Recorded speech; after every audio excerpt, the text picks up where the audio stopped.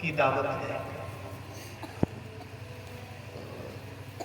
یہ لوگ جنہیں جب چاہتے ہیں بلوا لیتے ہیں، اور اہل علم کا مجمع ہے، اہم ترین شخصیتوں میں بہت قریب ہوا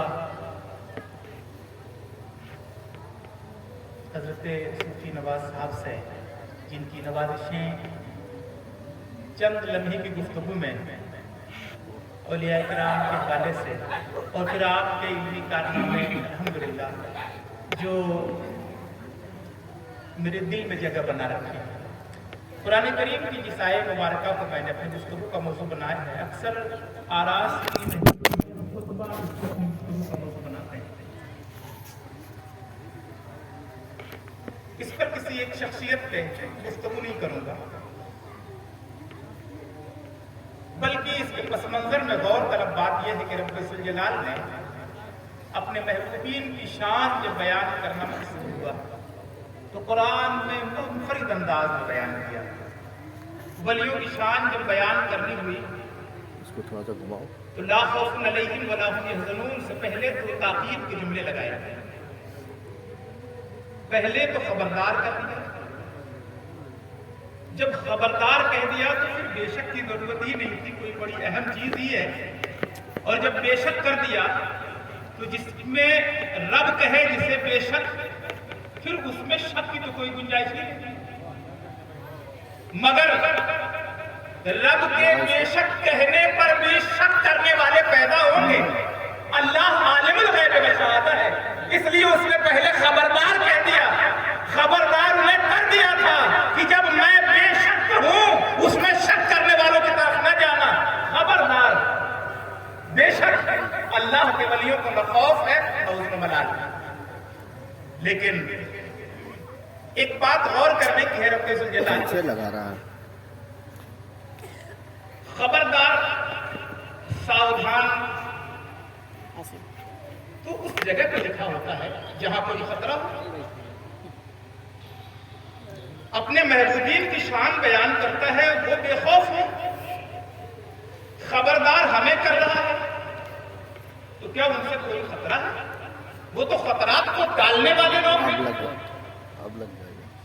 ان لوگوں کی ذات تو خطرات کو مٹانے والی ہے، مشکلات سے نکالنے والے ہیں، تو پھر خبردار کہاں کیا؟ اس لیے کہ خبردار اور ساودھان جو لفظ ہوتا ہے، ہندی میں ساودھان، اردو میں خبردار کے۔ آپ دیکھیں ساودھان جہاں لکھا ہوتا ہے، پہلے ساودھان کرنے کے لیے جگہ دیکھی جاتی ہے کہ کہاں ساودھان لکھا ہوتا ہے۔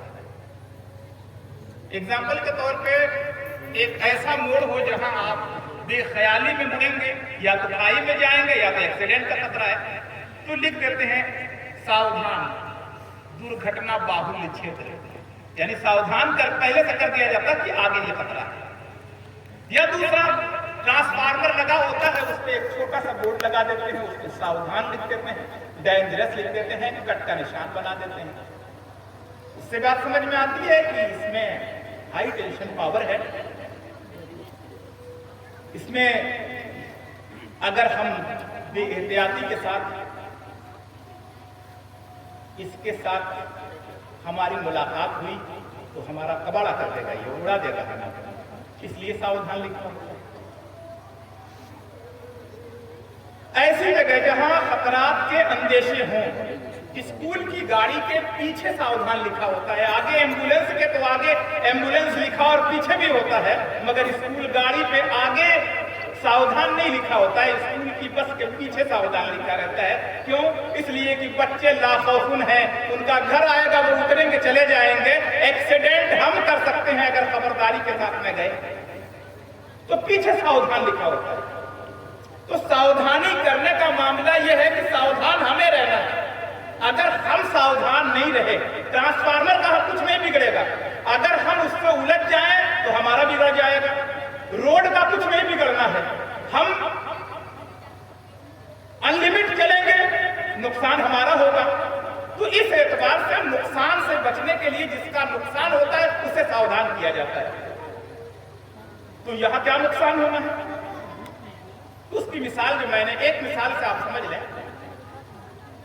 ٹرانسفارمر پہ ساودھان لکھا ہے اگر سائڈ میں چھوٹے سے بورڈ پہ، تو کیوں لکھا ہے؟ اس پر توجہ کرنے کی ضرورت یہ ہے کہ کیا اس کے قریب سے گزرنے سے ہمارا کوئی نقصان ہوتا؟ نہ، اس کے آس پاس سے آئیے جائیے کوئی نقصان نہیں، لیکن اس سے اگر الجھ جائیے تو نقصان ہے۔ اچھا چلیے الجھے نہیں، قریب سے گئے تو نہ فائدہ ہے نہ نقصان، الجھے ہیں تو نقصان۔ تو اب نقصان کی چیز ہے، الجھنے پہ نقصان ہے، ایک سے نقصان ہے اور ایک سے نہ فائدہ ہے نہ نقصان ہے، تو جس سے فائدہ اور نقصان نہیں ہے، الجھنے پہ نقصان ہے، تو اس کو کیوں لگایا گیا؟ کہ نہیں بھائی، اس کا فائدہ ہی زیادہ ہے، الجھیں گے تب نا، اس سے اگر جڑ جائیں گے تو فائدہ ہے۔ کیا فائدہ ہے؟ اس سے جب جڑ جائیں گے تو آپ کے گھر میں لائٹ آئے گی، آپ کے اندھیرے گھر میں بلب جلے گا اسی سے جڑنے پر، آپ کے گھر کا فریز کام کرے گا اسی الیکٹرک سے، آپ کا گھر کا اے سی یعنی الیکٹرک سارے پارٹس کام کب کریں گے؟ جب آپ اس سے جڑ جائیں گے۔ پتہ یہ چلا گھر کے اندر سارے سامان قیمتی ہیں مگر اس میں پاور کی ضرورت پڑتی ہے۔ اب وہ پاور، یہ سارے تمتمے جو لگے ہیں، یہ چاہے جتنے کے بھی ہوں، لیکن اگر مین کنیکشن کاٹ دیا جائے تو موجود تو سب رہیں گے، لائق کسی کام کے نہیں ہوں گے۔ اب اس سے جڑنا تھا کہ گرمیوں میں ٹھنڈا پانی دے دیتا ہے، گرمیوں میں گرم کر دیتا ہے، ٹھنڈیوں میں اور گرمیوں میں اس کے علاوہ دیگر اور مواقع پہ جتنے بھی الیکٹرک پارٹس ہیں سب کب کام کرتے ہیں؟ جب ہم اس پاور سے جڑے رہتے ہیں۔ جڑنے سے فائدہ ہے۔ اب معاملہ یہ ہے کہ اسے ہم سلیقے سے کاٹ دیے، نہ فائدہ ہے نہ نقصان، نہ اس کا نقصان ہے، بظاہر کوئی نقصان نہیں نظر آ رہا ہے، مگر ہمارا فریز تھا بیکار ہو گیا۔ فریز تو ہے مگر کام نہیں کر رہا ہے، اے سی تو ہے مگر کام نہیں کر رہی ہے، واشنگ مشین تو ہے کام نہیں کر رہی ہے، پریس تو ہے کام نہیں کر رہا ہے، فین تو ہے کام نہیں کر رہا ہے، بلب تو ہے کام نہیں کر رہا ہے۔ پتہ یہ چلا کام کرنے کے لیے اسے جڑنا ضروری تھا، کس سے؟ پاور سے۔ پاور سے ڈسکنیکٹ ہو گیا، موجود سب ہے لیکن وہ کام کا نہیں ہے۔ ایسے ہی اللہ تبارک و تعالی نے راستہ بتایا، الفاظ دعا سکھایا، مناجات کا طریقہ بتایا۔ قرآن کا آغاز ہوتا ہے، سورہ فاتحہ پڑھی جاتی ہے، سورہ حمد کی شکل میں پروردگار نے راستہ بتایا کہ میری شان بیان کرنا ہے تو اس انداز سے الحمدللہ رب العالمین الرحمن الرحیم مالک یوم الدین ایاک نعبد و ایاک نستعین۔ پتہ یہ چلا یہ حمد خداوندی ہے۔ رب ذوالجلال نے فرمایا کہ میری شان اس انداز میں بیان کرو کہ تمام تعریفیں اس کے لیے جو سارے جہانوں کا مالک ہے، جو رحمان الرحیم ہے، جو مالک یوم الدین ہے، یوم جزا کا مالک ہے۔ اس کے بعد اہل ایمان کا پختہ اور حتمی عقیدہ یہ ہے ایاک نعبد و ایاک نستعین، اے اللہ ہم تیری ہی عبادت کرتے ہیں اور تجھی سے مدد چاہتے ہیں۔ پوری امت مسلمہ کا متفقہ فیصلہ ہے، کس کی عبادت کرتے ہیں؟ اللہ کی۔ مدد کس سے چاہتے ہیں؟ اللہ سے۔ اب غور کریں یہ سکھایا کس نے؟ رب نے۔ بندے نے چاہا، ابھی تک تو یہاں تک آ کے کیا کیا؟ حمد کیا اور پکا دعویٰ اور وعدہ کر لیا، رب الجلال ہم تیری ہی عبادت کرتے ہیں، ایاک نعبد و ایاک نستعین۔ اسی مفہوم کو سمجھے، اسی سے دو لائنیں بن گئی۔ ایک کا یہ ہے کہ اللہ ہی سے مدد چاہی جائے اور کسی سے نہیں۔ ارے بھائی دنیا کا ہر کلمہ کو اللہ ہی سے مدد چاہتا ہے۔ اللہ تبارک و تعالیٰ نے فرمایا ایاک نعبد و ایاک نستعین، اپنے رب سے کس انداز میں مانگو؟ اے اللہ ہم تیری ہی عبادت کرتے ہیں اور تجھی سے مدد چاہتے ہیں۔ اب مدد چاہنا ہے، کیا مدد چاہی جائے؟ رب فرماتا ہے اہدنا الصراط المستقیم۔ بتایا کس نے؟ پروردگار نے۔ یہ کیا ہے؟ مانگنا ہے۔ کس سے مانگا؟ اللہ سے۔ اے اللہ ہمیں سیدھا رستہ عطا کر۔ دنیا کا ہر مسلمان اس پر عقیدہ رکھتا ہے، اے اللہ ہمیں سیدھا رستہ آتا ہے، اے اللہ ہمیں سیدھے رستے پر چلا۔ غور کرنے کی بات ہے، بندے کو سکھایا کہ اپنے رب سے مانگو، مانگا ہم نے کیا؟ سیدھا رستہ۔ پروردگار عالم کو رستہ عطا کر دینا چاہیے تھا کہ لو یہ راستہ ہے، فلاں جگہ سے فلاں تک جگہ جاتا ہے، یا اگر یہ نہیں تو یہ لو میرا قرآن، یہ تمہارا راستہ ہے، اس پر چلنا، یہ سنویدھان ہے، اس پر چلنا۔ لیکن پروردگار عالم سے جب مانگا، سکھایا رب نے کہ اپنے رب سے مانگ سیدھا رستہ، بندے نے مانگا سیدھا رستہ، جب مانگا اے اللہ ہمیں سیدھا رستہ عطا کر، سیدھے رستے پر چلا، تو پروردگار نے پھر بتایا کہ رستہ ان کا مانگ جس پر تیرا انعام ہوا، رستہ ان کا مانگ جس پر تیرا انعام ہوا۔ اب ہم کہہ رہے ہیں مانگا تو ہم نے اپنے رب ہی سے ہے، اور دیا تو رب ذوالجلال ہی نے۔ پروردگار مانگا تھا رستہ، تو رستے کے بجائے رستے پر چلنے والا دے دیا، راستہ دیا ہوتا، چلنے والا کیوں؟ ارے وہ راستہ دیتا جس پر ہم بھی چلتے، تو چلنے والوں کو دیا، کہا کہ تو چلے ہوئے راستے پر نہیں، چلنے والوں کے راستے پر چل۔ صراط الذین انعمت علیہم، اے اللہ اپنے رب سے مانگ کی انداز میں، اے اللہ ان کا رستہ عطا کر جس پر تیرا انعام ہوا۔ سوال پیدا ہوتا ہے یہ صراط الذین انعمت علیہم ہے کون؟ یہ کون ہے؟ پھر اس کے بعد رب ذوالجلال نے کہا کہ ہاں، اس کے بعد صرف اتنے سے کام نہیں چل جائے گا۔ آج ایک فلسفی بیان کی جاتی ہے، اپنی بات کرو غیروں کی تردید، رات کی بات کرو دن کی نفی، اچھائی کی بات کرو برائی کا خاتمہ۔ ہم یہ کہہ رہے ہیں کہ ٹھیک ہے، یہ ہماری عقل کہتی ہے، جب صراط الذین انعمت علیہم مانگ لیا، رب ذوالجلال نے انعام یافتہ لوگوں کا رستہ دے دیا، تو آٹومیٹک غیر المغضوب علیہم ولا کی ضرورت نہیں ہونی چاہیے تھی۔ جو آج فلسفی بیان کی جاتی ہے، اپنی بات کرنی چاہیے کسی کی نہیں، تو پھر صراط الذین انعمت علیہم جب مانگ لیا، پھر اس کی ضرورت کیا تھی کہ غیر المغضوب علیہم ولا الضالین کہا جائے؟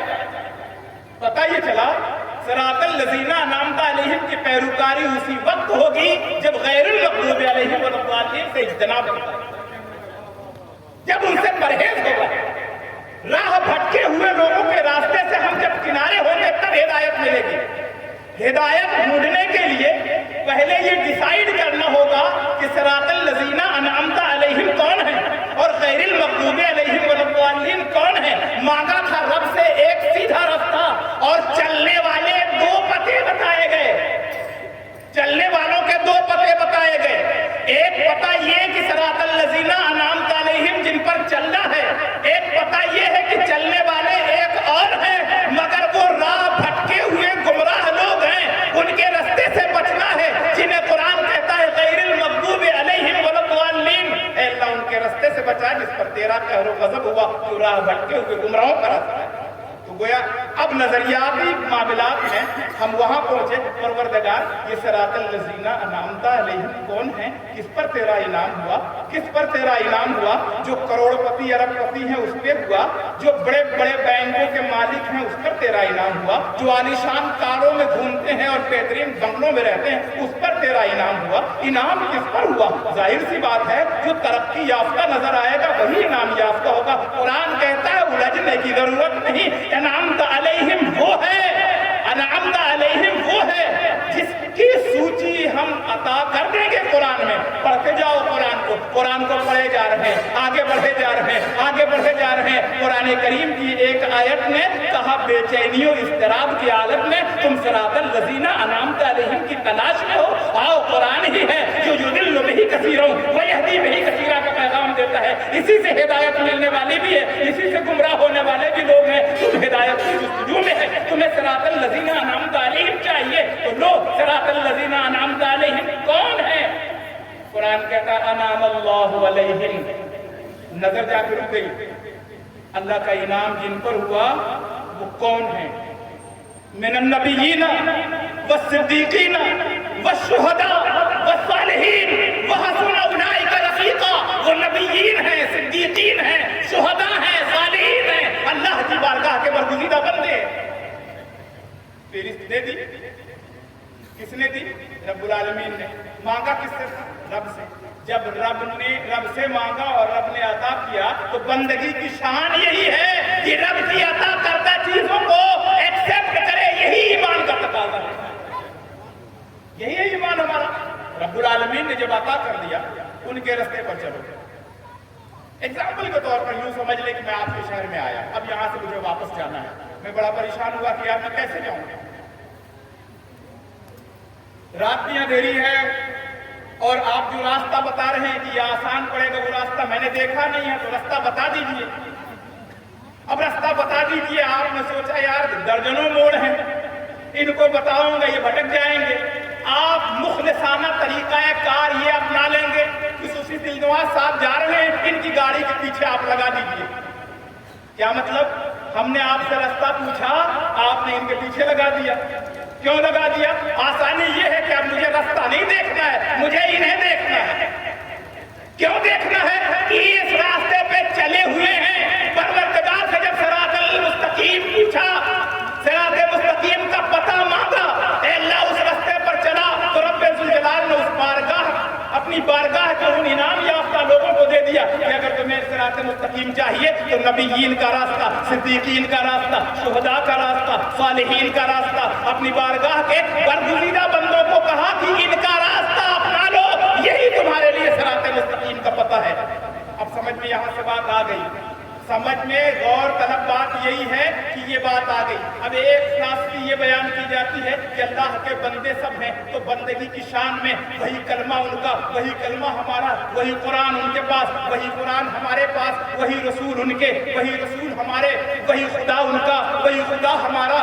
وہ حضرت آدم کی اولاد, ہم حضرت آدم کی اولاد. ان کا بھی مذہب اسلام, ہمارا بھی مذہب اسلام. ان کو بھی, وہ بھی پیدا ہوئے, ہم بھی پیدا ہوئے. وہ بھی موت پائیں گے, ہم بھی موت پائیں گے. ان کے پاس بھی ہاتھ پاؤں, ہمارے پاس بھی ہاتھ پاؤں. خواہ کیا ضرورت ہے کہ کسی کو اتنا بڑا درجہ اور مرتبہ مان لینا. ہم یہ کہہ رہے ہیں جناب والا, یہ انسان کے بنائے سے نہیں ہوتا. پروردگار عالم کی شان یہ ہے کہ رب ذوالجلال جسے چاہتا ہے, جو چاہتا ہے, جب چاہتا ہے عطا کر دیتا ہے. نبیوں کو معجزات عطا کرتا ہے, ولیوں کو کرامتیں عطا کرتا ہے, اختیارات و تصرفات عطا کرتا ہے. اور یہ عطائے ربی جب جس کے پاس ہو جاتی ہے, اہل سنت کا عقیدہ یہ ہے کہ رب کی عطا ہے تو محال نہیں ہے. اور ہمارا ہر نبی کا معجزہ رب کی عطا پہ یقین کی بنیاد پہ ہمارے دلوں میں بالکل پختہ ہے کہ ہاں نبی کا ہر معجزہ سچا ہے. ولیوں کی کرامتیں ہم اس بحث میں نہیں پڑھتے کہ یہ کر سکتے ہیں یا نہیں کر سکتے. ہم یہ جانتے ہیں یہ اللہ کا محبوب بندہ ہے,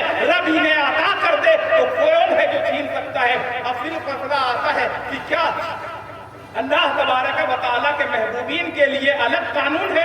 ہاں آؤ اس کا مشاہدہ کرتے ہیں. رجب شریف کا مبارک و مسعود مہینہ ہے.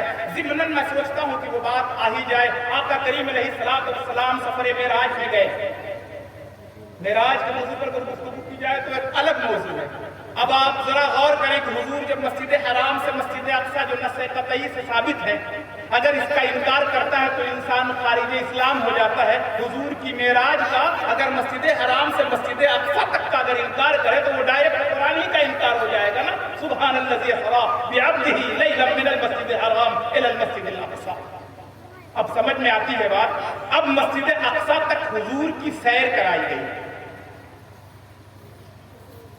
کون کرا رہا ہے؟ امت پریشان ہے کہ ایک رات میں کیسے جا سکتے ہیں, ایک رات میں کیسے جا سکتے ہیں.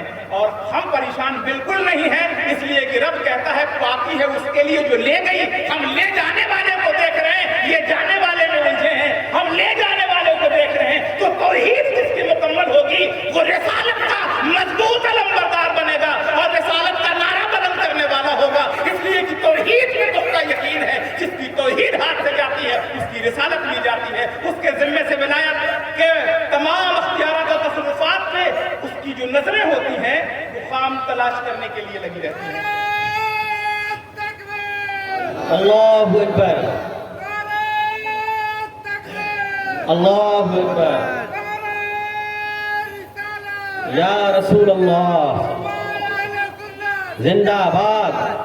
اب آپ غور کریں, حضور سفر معراج میں نکلے مسجد حرام سے مسجد اقصی تک. आदि से सहिया से साबित है कि आका करीम अलैहिस्सलाम जब मस्जिद अक्सा में पहुंचे हैं तो हजरत आदम अलैहिस्सलाम से लेकर हजरत ईसा अलैहिस्सलाम तक कुल अंबिया वहां मौजूद थे। हम ये पूछना चाहते हैं जनाब वाला, अगर कुल अंबिया मौजूद थे तो रब्बे जुल जलाल तो फरमाता है मिन्हा खलकनाकुम व फीहा नुईदुकुम व मिन्हा नुखरिजुकुम तारतन उखरा। इसी मिट्टी का खमीर था, इसी के हवाले किया जा रहा है। कब उठाया जाएगा? कयामत में उठाया जाएगा। हजरत आदम तो दुनिया से जा चुके थे, आगोश कब्र में थे। हजरत नूह आगोश कब्र में है, हजरत इब्राहिम आगोश कब्र में है, हजरत इस्माइल आगोश कब्र में है, हजरत यहिया और जकरिया आगोश कब्र में है, हजरत यूसुफ और यूनुस आगोश कब्र में है, हजरत अय्यूब और जुल्किफ्ल आगोश कब्र में है, हजरत मूसा आगोश कब्र में है, हजरत ईसा वला कतलूहु वला सलबूहु के तहत चौथे आसमान या छठे आसमान पे है। हम ये कह रहे हैं रूए जमीन पर कोई नबी मौजूद न था जो कब्र में हजरत आदम से लेके हजरत मूसा तक सब कब्र में जा चुके थे। परवरदिगारे आलम का फरमान तो यही है ना, वो मिन्हा नुखरिजुकुम तारतन उखरा, कयामत के दिन उठाया जाएगा। मगर जब नबी सफरे मेराज पे गए तो क्या कयामत आई थी? आदम से कहा चलो, नूह से कहा चलो, इब्राहिम से कहा चलो, इस्माइल से कहा चलो, यहिया से कहा चलो, जकरिया से कहा चलो, यूसुफ से कहा चलो, यूनुस से कहा चलो, अय्यूब से कहा चलो, यूसुफ मूसा व ईसा अलैहिस्सलाम से कहा चलो। अब मामला आता है, कुछ लोग ये कहने लगेंगे कि वो रूह अरवाहे अंबिया रही होगी, वो अंबिया की रूहें नहीं होंगी। फिर मसले का हल हो जाता है, जनाब वो अरवाहे अंबिया नहीं, सिर्फ रूह अंबिया की रूह नहीं जिस्म के साथ थे। कहा उसके लिए क्या दलील है? जनाब उसके लिए दलील यही है कि आका अलैहिस्सलाम इमामुल अंबिया बने, मुक्तदी तमाम अंबिया बने। रूह पे नमाज का हुक्म नहीं है, न रूह पे नमाज का हुक्म है, न जिस्म पे नमाज का हुक्म है। जब दोनों इकट्ठा होंगे तब नमाज का हुक्म है। सुभान अल्लाह, सुभान अल्लाह, अल्लाहु अकबर, अल्लाहु अकबर। या रसूल अल्लाह सल्लल्लाहु अलैहि वसल्लम, या रसूल अल्लाह सल्लल्लाहु अलैहि वसल्लम, अल्लाहु अकबर। सुभान अल्लाह। अरवाह में हमारी रूहें थी, आलम अरवाह में हमारी रूहें थी। बताओ आलम अरवाह में क्या नमाज पढ़ रहे थे? रूह निकल गई, जिस्म पड़ा है, मस्जिद से अजान हो रही है, इमाम क्या नमाज पढ़ता है? न जिस्म पे रूह का हुक्म है, नमाज का हुक्म है, न रूह पे नमाज का हुक्म है। बेशक बेशक। हजरत आदम से लेके हजरत ईसा तक अरवाहे अंबिया होती तो रूहों की इमामत नहीं, जिस्म के साथ थे। बताइए चला कि रब का कानून है, वमिन्हा नुखरिजुकुम तारतन उखरा। रब अपने कानून के तकाज़े को पूरा करेगा। हम सब दुनिया से कब उठाए जाएंगे? जब कयामत आएगी। लेकिन उसका महबूब चला, महबूबीन को उठा दिया। बेशक बेशक। वाह वाह वाह वाह, महबूबीन के लिए क्या बात है, वाह वाह। महबूबीन के लिए अलग कानून। अब आप गौर करें, अब ये एक बात नहीं है, और आगे बढ़ें। चंद मिसालें मैं सोचता हूं दे दूं और आगे बढ़ें। आग का काम जला देना है। कभी भी ट्राई करने के लिए किसी और चीज को डालिएगा, अपना हाथ में डाल दीजिएगा, यकीनन जला देगी आग। आग का काम जला देना है। नमरूद ने जहन्नम नुमा वादी तैयार की, इब्राहिम खलील को डाला जाने लगा। कौन लेकर जाए? जो जाएगा वो भी जलेगा, मिंजनीक के जरिए डाला जाएगा। जरा सोचें, ऐसे भड़कते हुए शोले जो ऊपर से परिंदों का गुजर मुश्किल कर दें, उस जहन्नम नुमा वादी में अल्लाह का खलील डाला जा रहा है। आग का काम जलाना था, मगर खलीलुल्लाह का जाना था। बेखतर कूद पड़ा आतश नमरूद में। इश्क है रहने तमाशाए लबे बाम भी। खलीलुल्लाह ने अस्म मोहकम के साथ छलांग लगा दी कि मैं परवरदिगार तेरे नाम पे जाता हूँ। रब की कुदरत देखें, खलीलुल्लाह के लिए आग बाग बन रही है। बेशक सुभान अल्लाह, अल्लाहु अकबर। या रसूल अल्लाह। अब कोई कहे कि खलीलुल्लाह के लिए आग बन गई थी, छलांग लगा के देखो, खाक हो जाओगे। फितरत चेंज हुई, आग का काम जलाना था। इब्राहिम खलीलुल्लाह को नहीं जलाई, छुरी का काम काट देना है। छुरी का काम काट देना है। ट्राई करने के लिए किसी चीज को काट कर देखें, हाथ पांव जिसमें पेंच लगाइएगा, यकीनन काट देगी भाई। छुरी काटने ही के लिए है, लेकिन छुरी वही है। हुलूम इस्माइल में कुंद हो रही है। چھری کا کام کاٹنا تھا، ہاتھ ابراہیم خلیل اللہ کا ہے، چھری وہی ہے، جگہ وہی ہے، مینا کا مقام بھی وہی، چھری بھی وہی، کاٹنے والا بھی وہی، کاٹنے والا ذبیح اللہ ہے، تو چھری نہیں چل رہی، تم آیا چھری وہی ہے، چھری چل گئی، سبحان اللہ، چھری تو وہی تھی، کاٹنے والا بھی وہی تھا، جگہ بھی وہی تھی، معلوم یہ ہوا محبوبین کے لیے فطرت چینج ہو جاتی ہے۔ بے شک بے شک، اسماعیل کو چھری نہ کاٹے، ابراہیم کو آگ نہ جلائے، اچھا اور آگے بڑھے، دریا کا کام ڈبا دینا ہے، دریا کا کام ڈبا دینا ہے، حضرت موسیٰ اپنے حواریوں کے ساتھ چلے، پیچھے فرعون اور آل فرعون کی ٹولی چلی، حضرت موسیٰ علیہ نبی علیہ السلام نے دریائے نیل پہ عصا مارا، رستہ بنا، حضرت موسیٰ علیہ السلام نکلے، دریا وہی ہے، حضرت موسیٰ علیہ السلام بھی جا رہے ہیں، ان کے اصحاب بھی جا رہے ہیں، دریا راستہ بنائے ہوئے ہیں، وہ کچھ دور چلے گئے، پیچھا کرتے ہوئے فرعون بھی آیا، اس کے سپاہی بھی آئے، لیکن جب تک حضرت موسیٰ اور ان کے اصحاب دریا میں ہیں تب تک تو رستہ ہے، وہ چلتے جا رہے ہیں، دریا کے اس کنارے اللہ کے یہ محبوبین نکلے، مردود دریا کے بیچ پہنچا تھا، راستہ ہی چل رہا تھا نا، لیکن موسیٰ اور آل موسیٰ نکلے ہیں کہ دریا آپس میں مل جا رہا ہے، جگہ وہی تھی، محبوب کے لیے راستہ تھا، مردود کے لیے جہنم بن بے گیا۔ شک، سبحان اللہ سبحان اللہ۔ اب بھی دعویٰ کرے گا کوئی برابری؟ اگر اس موضوع پہ گفتگو کی جائے تو پوری رات اسی موضوع پہ گفتگو کی جا سکتی ہے، لیکن دیکھ کے ایک دو دانے سے اندازہ لگایا جا سکتا ہے۔ ہم عقیدہ اہل سنت کے ماننے والے، ہم یوں ہی کسی چیز کو ایسے ہی ایکسپٹ نہیں کرتے، اہل سنت کو ماننے کے لیے دلیلیں چاہیے۔ سمجھ میں یہ آئی کہ محبوب کے لیے قانون الگ ہوا کرتا ہے، اللہ کے محبوبین کا قانون، فطرت بدل گئی۔ اب آپ دیکھیں ایسا ہو کیسے سکتا ہے، ایسا ہو کیسے سکتا ہے؟ ارے جناب ایسا کیوں نہیں ہو سکتا جب رب فرماتا ہے رضی اللہ عنہم ورضوا عنہ، بے شک بے شک، اللہ ان سے راضی، وہ اللہ سے راضی، جب وہ اللہ سے راضی ہو گیا تو پھر اس کے لیے فطرت میں تبدیلی تو آنی ہے۔ کرامتوں کا معاملہ آتا ہے، ایسی کرامتیں، ارے بھائی کرامت کا مطلب ہی یہی ہے کہ کوئی دوسرے سے نہ کرا سکے۔ ایک تمثیلی معنی میں دے رہا ہوں، وہ کسی اور سے نہیں ہو سکتی، وہ عطائے الہی کے ذریعے ہو سکتی۔ انا ساگر پیالے میں کیسے آ گیا، یہ حیرت کی بات ہے۔ حیرت کی بات تو اس وقت ہوتی کہ آپ جس معبود کی عبادت کرتے ہیں اس کو مجبور سمجھتے ہیں، وہ قادر مطلق ہے، اللہ کی ذات قادر مطلق ہے، اور وہ قادر مطلق جو چاہے عطا کر دے۔ ہرگز عقیدہ اہل سنت کا یہ مطلب نہیں ہے ہم اللہ کا ولی مانتے ہیں، اللہ کا محبوب مانتے ہیں۔ اب ظاہر سی بات ہے جب اللہ کا محبوب ہے تو عطا اللہ کی ہے، ہر شے پہ اللہ قادر، ان اللہ علی کل شیء قدیر۔ اب کیا مطلب؟ ایگزامپل کے طور پر ایک ڈاکٹر کا کام دوا دینا ہے، لیکن جہاں سے شفا ہوتی ہے تو عام طور سے یہی کہتے ہیں فلاں ڈاکٹر کی دوا بہت فائدہ کرتی ہے۔ مسئلہ ڈاکٹر کا ہے جبکہ شفا تو پروردگار کی ہے، بے شک بے شک، تو عطا تو ہر کام میں رب کی ہے، نام تو اسی کا آئے گا۔ ہمارے گھر میں بیٹا بیٹی پیدا ہو، عطا کس کی ہے؟ رب کی۔ معاذ اللہ کیا کوئی کہے گا کہ اللہ کے بیٹا بیٹی ہیں؟ نعوذ باللہ، لم یلد ولم یولد کا عقیدہ ہے ہمارا، دائرہ اسلام سے خارج ہو جائیں گے۔ بیٹا ہمارا ہے، بیٹی ہماری ہے، اولادیں ہمارے وہاں، مگر عطا رب العالمین کی ہے۔ بے شک بے شک، نام تو ہم جن کے ذریعے سے ہوگا ان کا نام آئے گا۔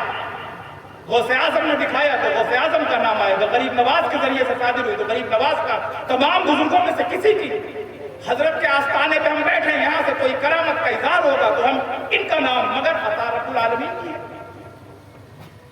अब गौर करें, ऐसा कैसे हो सकता है? क्या ऐसा हो सकता है? सहाबा इकराम अलैहिर्रिज़वान के जमाने में जितनी करामतें नहीं थी, बाद में आप अपने बाबाओं से इतनी करामतें। जनाब वाला, आफ़ताब रिसालत की शमा रोशन हुई तो उसके सामने दिन में आप चिराग जलाते हैं, दिन में आपको लाइट की जरूरत है। जब सूरज नमूदार है तो इनकी किसी चीज की जरूरत नहीं। जब ताजदारे कायनात के मोजज़ात की लहरें पूरी दुनिया में कि उंगली उठाए तो चांद का टुकड़ा हो जाए, इशारा करे तो सूरज पलट के आ जाए, तवज्जो कर दे तो पंखा कलमा पढ़ने लगे, हुक्म दे दे तो दरिया पे पत्थर तैरता हुआ आ जाए, बुला दे इशारे से तो दरख्त चल के आ जाए, लकड़ी उठा के दे दे तो तलवार बन जाए। जरा सोचें, रास्ते से चले तो दुरूद और सलाम की सदाएं आए। उसके बाद करामतों की जरूरत ही क्या थी? इन मोजज़ात की रोशनी जब तक बदहम न हो सकी थी, जब तक बदअकीदगी के असरात और तवक्कुल अल्लाह और अख्तियारात खुदाबंदी और अख्तियारात मुस्तस्वी पे शुकूक व शुबहात न पैदा होने लगे थे, तब तक करामतों की कोई जरूरत न थी। बेशक बेशक। अरब से अजम की वादी में निकला, इराक की सरजमीन पे गौसे आजम ने उन मोजज़ात की हक़ानियत के लिए रब्बे ज़ुल जलाल ने इंतखाब फरमाया। ऐ अब्दुल कादिर, तू नबी की बात क्या, नबी के मोजज़ात में लोगों को शक हो रहा है, तू वली होकर दिखा कि रब्बे कायनात इन्हें अता कर दे। बेशक बेशक। अब आप गौर करें, गरीब नवाज को आप देखें, हजरत ख्वाजा मोइनुद्दीन चिश्ती संजरी रहमतुल्लाह अलैह हिंदुस्तान की सरजमीन पे आए, यहाँ इसकी जरूरत थी। वही मामला थे दोनों एक जगह एक जैसे। यहाँ आए तो यहाँ भी एक जालिम बादशाह था। इनके जद्दे करीम हजरत इमाम हुसैन जब चले थे बसरा की तरफ, कूफा की तरफ, वहां भी एक जालिम और जाबिर बादशाह था। वहां भी अपनी बादशाहत का नशा था, फौज लगाकर फुरात पे पहरा लगाया गया, लेकिन वहां कलमा पढ़ने वाला था, इसलिए वहां करामतें नहीं दिखानी थी, वहां इस्तिकामत दिखानी थी। वहां कलमा पढ़ने वाला था, वहां इस्तिकामत दिखानी थी, इसलिए कि इस्तिकामत की बुनियाद में ईमान को बचाना था, वहां ईमान को बचाना था, इस्लाम की शुआ को रोशन करना था। लेकिन जब हिंद की सरजमीन पर आए, हिंदुस्तान कुफ्र की दहलीज थी, यहाँ इस्तिकामत से काम न चलता, यहाँ करामत दिखाना था, वहाँ फुरात पे पहरा, यहाँ ना सागर पे पहरा, पानी वहाँ बंद किया गया, पानी यहाँ बंद किया गया, मगर वहाँ इतने बड़े का पानी बंद किया गया, वो इस्तिकामत से काम लिया। उनकी नस्लों में दर्जनों पुश्तों के बाद पैदा होने वाला उनके पोतों का परपोता हिंद में जब आया तो कहा, इन हुकूमत के नशे वालों को पानी ही बंद करना क्यों समझ में आता है? इन्हें ये नहीं मालूम कि हम अपने आप पे आ जाए तो हुक्का पानी बंद कर देंगे। अगर हम अपनी औकात पे आए हुक्का पानी बंद कर देंगे। ये मुहावरा इधर भी बोला जाता है ना, वही हुआ। उन्होंने कहा आज मैं उस कर्ज को उतार दूंगा ताकि दुनिया देख ले मेरा दादा हुसैन मजबूर नहीं था। बेशक बेशक। पोता दिखाता है, पानी अना सागर पर तुम पहरा लगा रहे हो, अना सागर ले लो, सागर हम ले लेंगे, दरिया तुम ले लो, पानी हम ले लेंगे। समेट लिया प्याले के अंदर। प्याले में कैसे आया ये सोचते रहिए, मगर तारीख ये लिख रही है कि दरिया फूट गया था। अगर जब वो एक प्याला पानी ही लिया, रब्बे कदीर उसी जमीन में से जज्ब करा दिया, मगर पूरा अजमेर परेशान जरूर हुआ। तो करामतों का जहां तक मामला है, इसे ये देखना चाहिए कि रब्बे ज़ुल जलाल जिन्हें अपना महबूब बनाता है उन्हें इख्तियार करता है। अब गौर करने की चीज ये है, खबरदार इसलिए किया गया था कि ये वो लोग हैं कि जिनसे आप जुड़ेंगे तो फायदा पाएंगे, जिनसे दूर रहेंगे बेफैज रहेंगे, लेकिन अगर आप इनसे उलझेंगे तो खसारे में पड़ जाएंगे। एक वाकये से अपनी गुफ्तगू का एंडिंग की तरफ ले जाना चाहते हैं। बगदाद शहर में एक शख्स है, मस्त अल्लाह की बारगाह में सजदरेज होकर मस्जिद से निकला है, फज्र का वक्त है, बाहर हलवाई दूध का प्याला, दूध गर्म कर रहा था कराहे में, देखा और कहा हुजूर जरा सा ठहर जाए, एक प्याला दूध मैं आपको पेश करता हूँ, आप इसे नोश फरमाएं, फिर जाएं आप मेरे लिए दुआ भी कर लें, मैं चाहता हूँ ज़ियाफत करना। वो अल्लाह का बंदा ठहर गया, दूध का गर्मा गर्म प्याला पेश किया गया, उन्होंने नोश फरमाया। हल्का हल्का दिन निकल रहा था, मौसम खुशगवार हुआ, बूंदाबांदी होने लगी।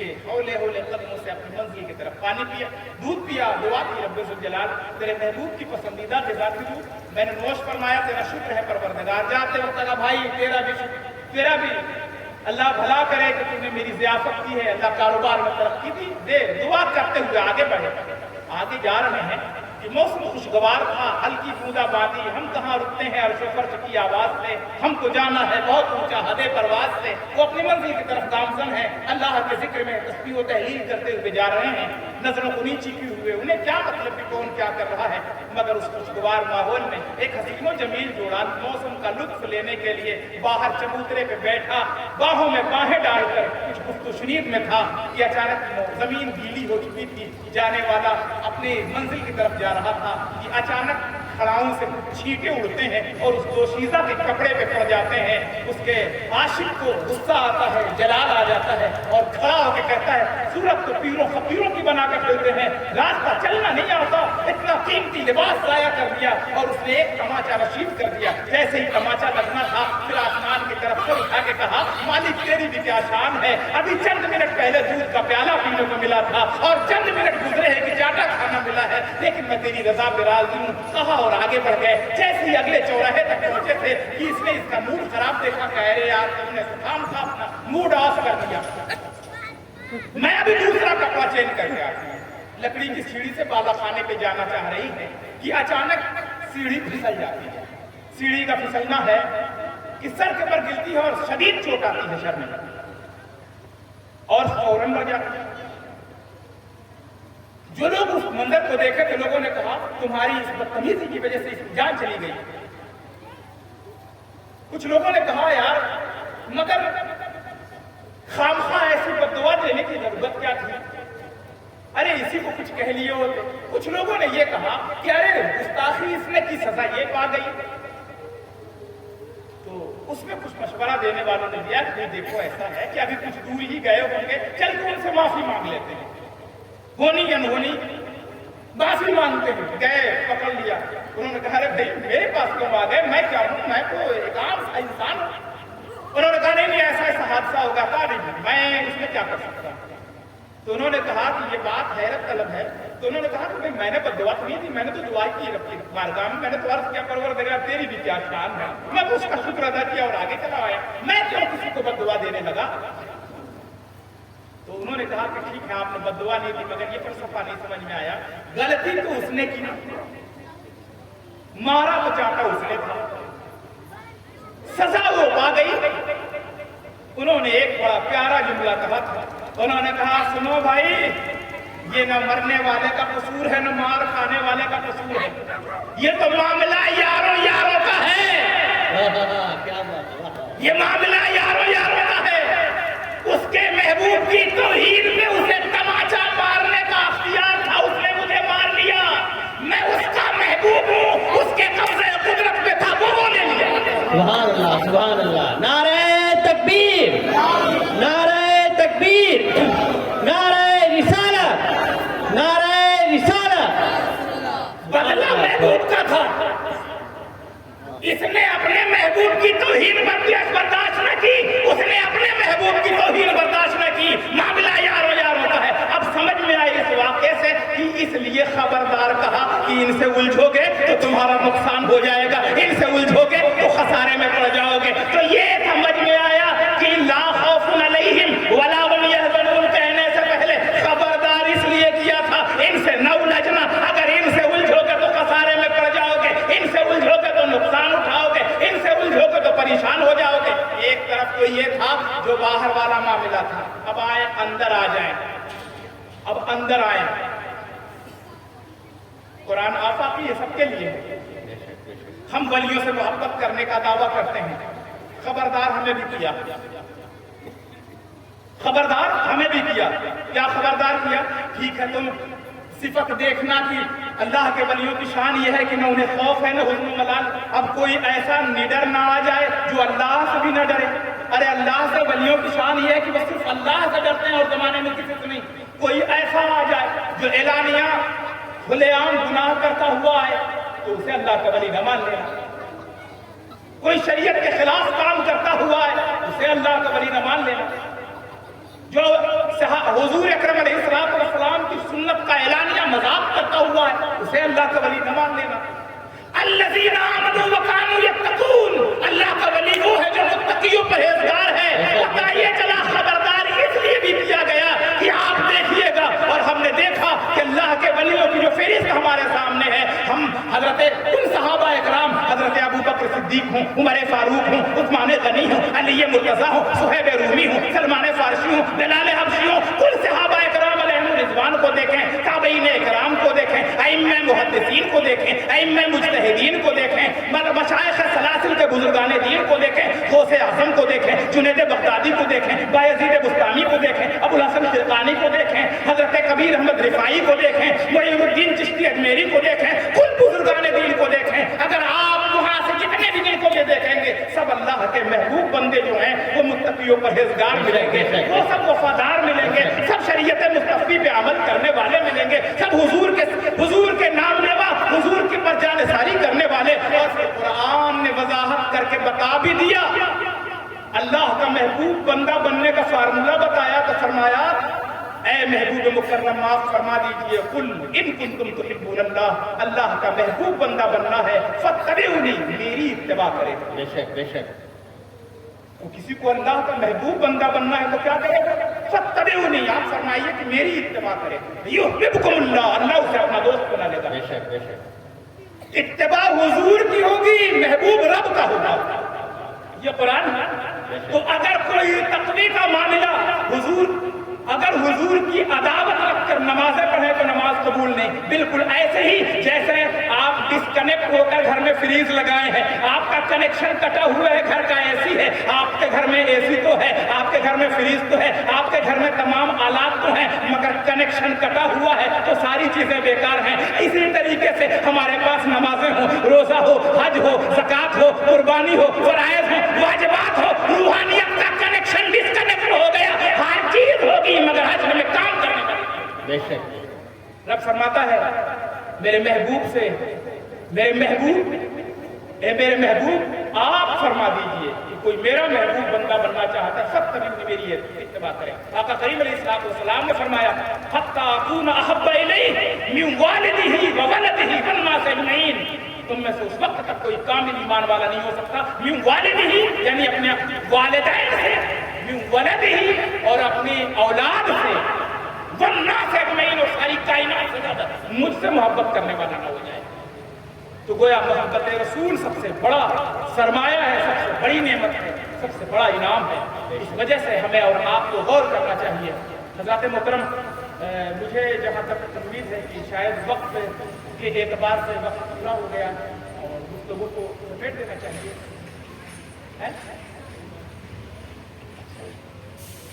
تو اولیاء کرام کے حوالے سے، اختیارات و تصرفات کے حوالے سے، مقام و مرتبے کے حوالے سے جو بھی گفتگو ہوئی، غور کرنے کی چیز یہ ہے کہ یہ ایک سلسلہ چلا جا رہا ہے اور پروردگار عالم نے اپنے محبوبین کے ذریعے سے یہ کام لیا. آج ہم یہاں اتنی دیر تک بیٹھ کے تقریر کیے، اس میں سے کتنے لوگ فجر کے نمازی ہو جائیں گے؟ کبھی اس کا اندازہ لگائیں؟ کیوں؟ قال اللہ قال رسول بیان کریں، ہماری زبان میں وہ تاثیر نہیں. کبھی اس بات پہ غور کیا کہ جب غریب نواز آئے تو ان کے محفل میں بیٹھنے والا اپنے آبائی دین کو چھوڑ کے چلا آیا، اور ہم اسی دین پہ رہ کے دیندار نہیں ہو پاتے. کچھ تو ہے. اگر بات یہی انہوں نے بھی کی تھی اللہ کا ہی پیغام، تو آخر وہ تاثیر ہم کہاں سے لائیں گے؟ تو محبوبین جو اللہ کے ہیں اس کی وجہ یہ ہے کہ پروردگار جنہیں اپنا محبوب بناتا ہے ان کی زبان میں بے پناہ تاثیر عطا فرما دیتا ہے۔ یہ دعا ہونی چاہیے کہ پروردگار ہمیں اس لائق بنا دے۔ ہم ولیوں سے جو محبت کرتے ہیں، بزرگوں سے جو محبت کرتے ہیں، اس محبت کا صرف جیتا جاگتا ایک ثبوت یہی ہے کہ یہ اولیاء اکرام ہمارے لیے مشعل ہدایت ہیں۔ ان لوگوں کی زندگیاں ہمارے لیے نمونے زندگی، یہ ہمارے رول ماڈل ہیں۔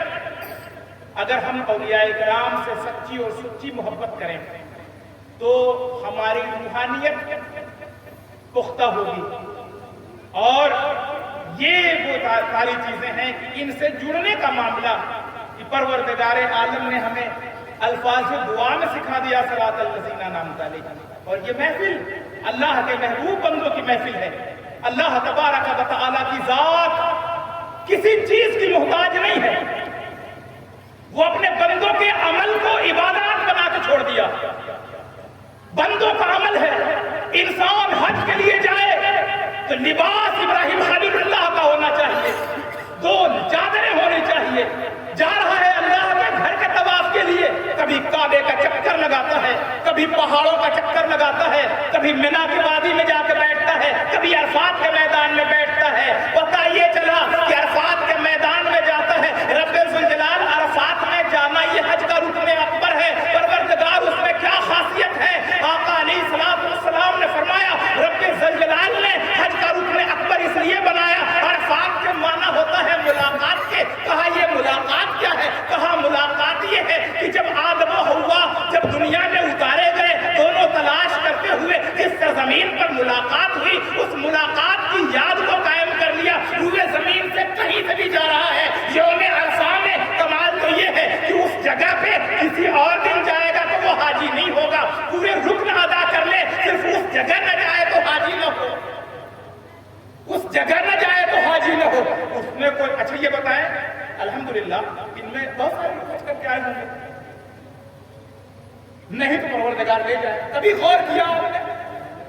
حج کا عظیم رکن اکبر آج امت مسلمہ کے اندر ایک بہت بڑا، آخر میں اس لیے اس بات کو کہ ایک سوشل میڈیا پہ ایک کلپ کئی سال پہلے سے چل رہی تھی، ایک شخص ہے وہ گا کے تقریر کرتا ہے، اب وہ جیل میں ہے، تو اس نے ولیوں کی شان میں گستاخی کرنے کا اس کا ایک عجیب فارمولہ ہے۔ کبھی غوث اعظم کی بات کرے گا تو سیرت غوث اعظم نام لے لے گا کتاب کا، کبھی غریب نواز کے حوالے سے وہی بات کرے گا، سیرت غریب نواز لے لے گا، اور پھر اس کے بعد وہ بڑی لئےدار تقریر کرتا ہے کہ کھڑی مورتی ہے، یہ بڑی مورتی ہے، یہاں چنری چڑھائی جاتی ہے، یہاں چادر چڑھائی جاتی ہے، یہاں پرساد کھایا جاتا ہے، یہاں تبرک کھایا جاتا ہے۔ اب بتائیے جو کام وہ کرتے ہیں وہ کام یہ کرتے ہیں۔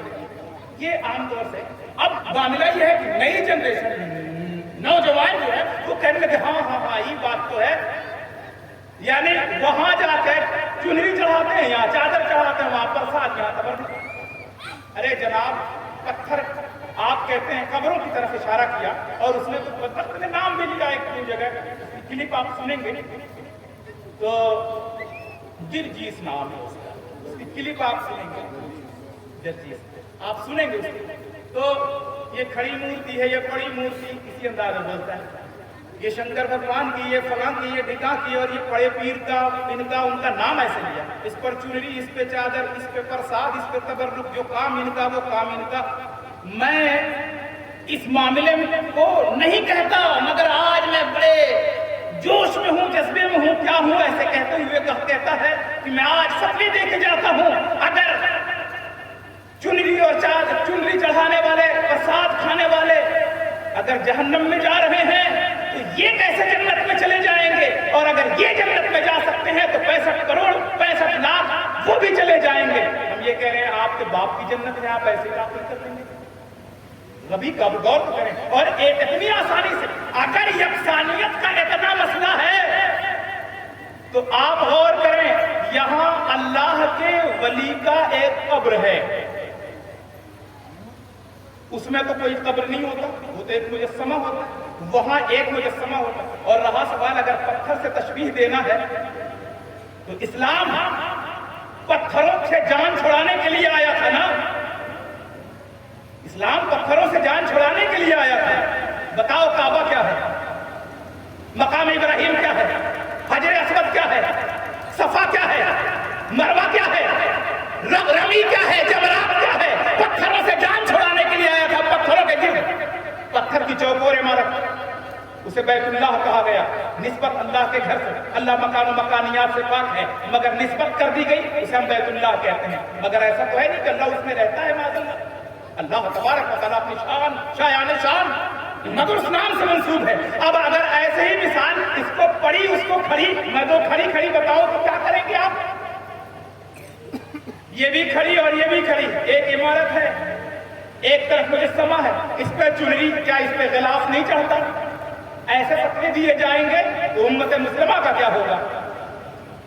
वहां हाथ जोड़े जाते हैं, यहां तो माथा टेका जाता है।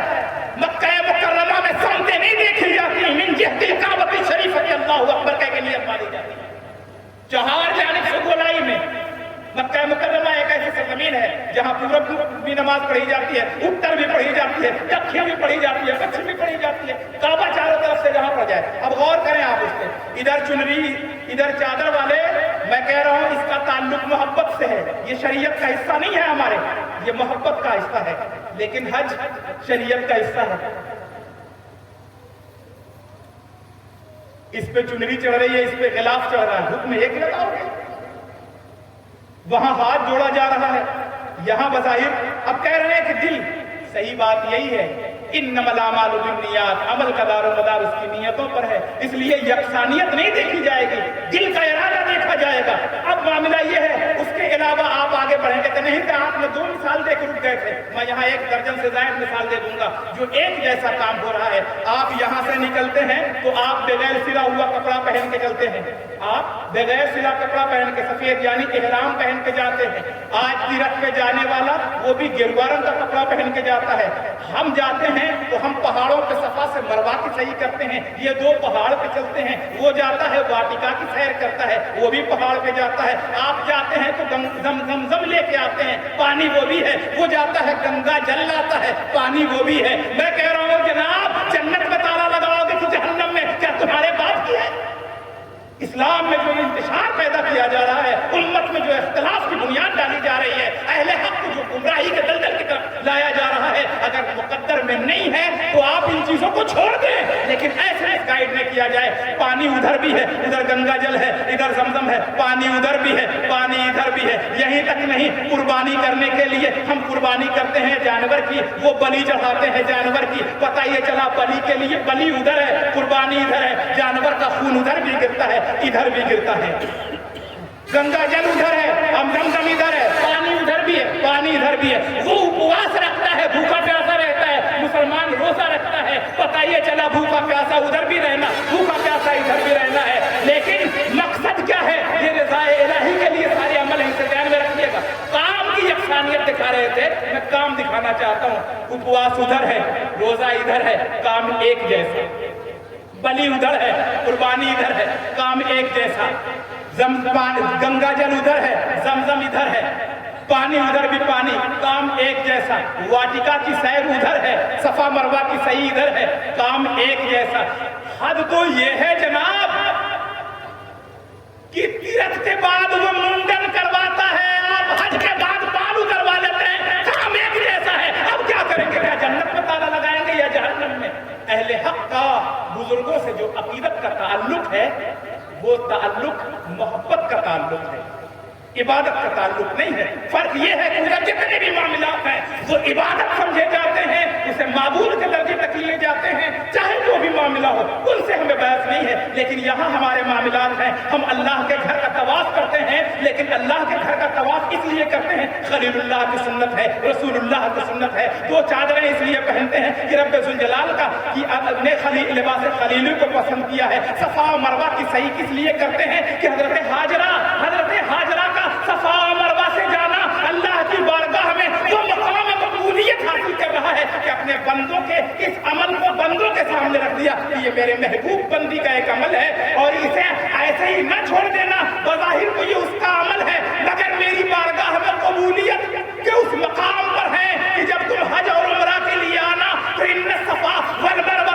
मिन शाइरिल्लाह फमन हज्जल बैत अव इतमरा फला जुनाह अलैहि अन यतवफ़ा बिहिमा व मन ततव्वा खैर फइन्नल्लाह शाकिरुन अलीम। परवरदिगार आलम ने सफा और मरवा को अपनी निशानियों में से निशानी करार چلو خانہ کعبہ جس پر ہم جا کے جس کی طرف رک کر کے حج کرتے ہیں، لیکن طواف کے بعد مقام ابراہیم کے سامنے اور خانہ کعبہ کی طرف رک کر کے 2 رکعت واجب الطواف پڑھی جاتی ہے۔ کیوں پڑھی جاتی ہے؟ اس لیے کہ حضرت ابراہیم نے وہاں نماز طواف کے بعد پڑھی تھی۔ پروردگار عالم نے اس ادائے خلیلی کو محفوظ کر دیا، اپنے محبوب کی اس ادا کو اپنے بندوں کے لیے عام کر دیا کہ جب وہاں جانا تو وہاں جانے کے بعد تمہیں وہی کرنا پڑے گا۔ کیا کرنا پڑے گا؟ کہ جب وہاں جاؤ تو صفا و مروہ کی صحیح کے بعد وَاتَّخَذْ مِن مقام ابراہیم مصلی، مقام ابراہیم کو مصلی قرار بناؤ۔